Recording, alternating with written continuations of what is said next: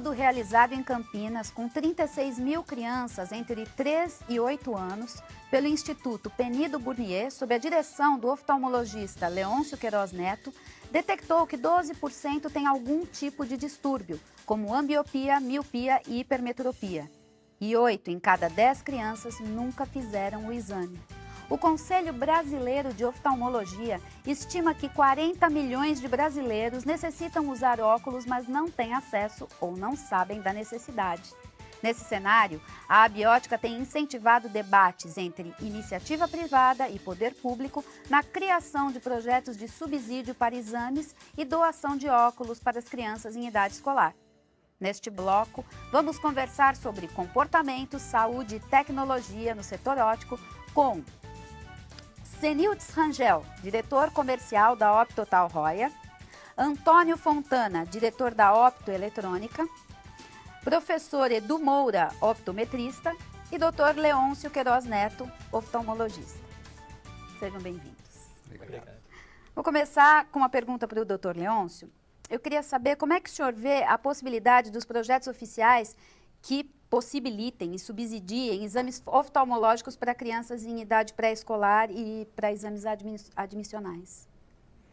Eu acho fundamental a triagem e a prevenção da ambliopia. O que nós tínhamos há um tempo atrás era que os próprios professores do ensino fundamental tinham na sua formação, dentro do seu ensino médio, algumas aulas para aplicarem o teste da acuidade visual, daquela tabela de Snellen. Isso já melhora muito, ao nosso ver, foi uma das coisas que vimos no nosso estudo, a maneira de você indicar ao oftalmologista as crianças que realmente necessitam de algum tratamento oftalmológico que vão necessitar de óculos. Porque os nossos estudos de 12% necessitário de óculos são os mesmos números com que o CBO, o Conselho Brasileiro de Oftalmologia, vê a necessidade nessa faixa etária. Então, se nós tivermos os mestres trabalhando conjuntamente conosco, isso vai facilitar muito a nossa triagem. Eduardo, você acha que é possível ter uma ideia da demanda nacional pelo uso de óculos e lentes corretivos? Não, ideia você pode ter. Agora, estatisticamente é muito difícil, porque existem várias formas de você fazer estatística no Brasil. Como disse o Dr. Leôncio, se de cada 10, 8 não têm acesso ao exame, como é que fica a margem dessa estatística, né? E também há uma certa confusão em relação à saúde ocular e saúde visual.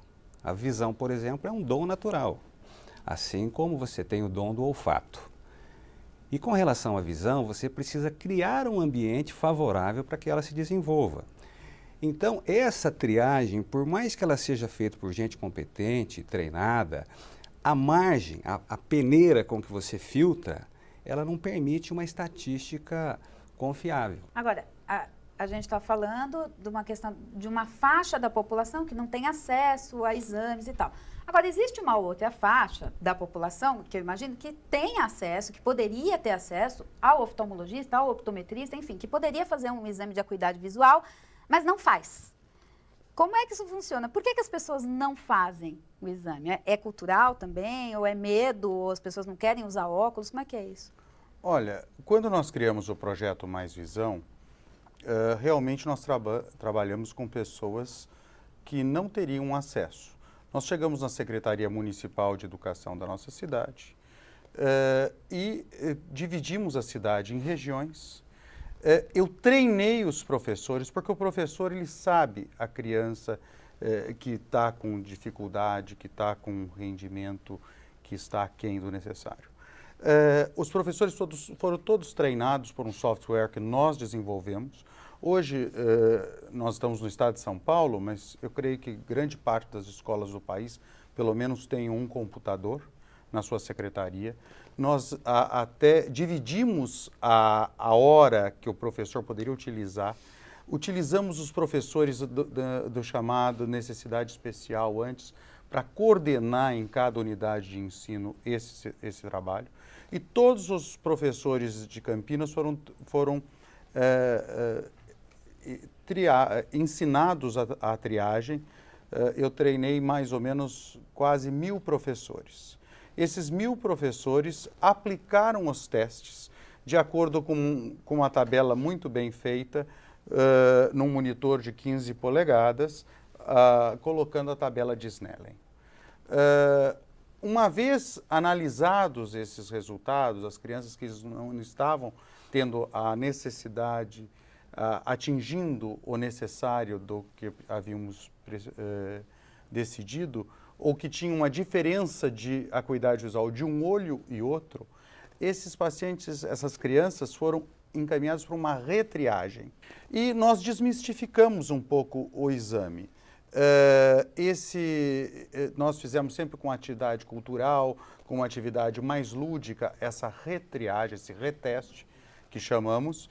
As escolas nos enviavam essas crianças nesse dia, numa estação de cultura que nós temos lá na nossa cidade, e essas crianças eram trazidas pela própria escola.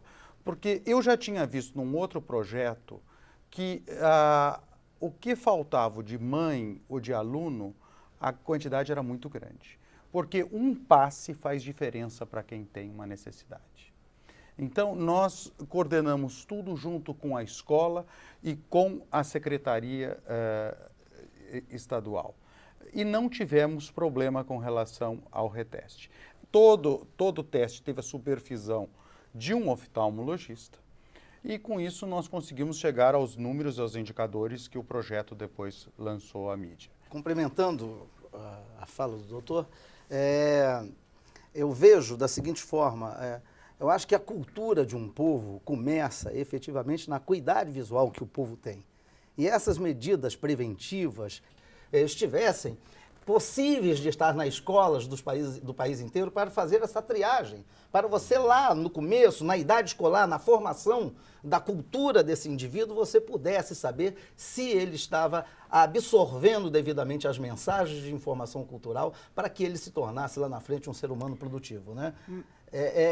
Então, eu acho que a gente fala muito sobre a saúde visual, mas são medidas muito preventivas, muito simples até, porque a gente pode fazer e o governo pode fazer para poder melhorar isso.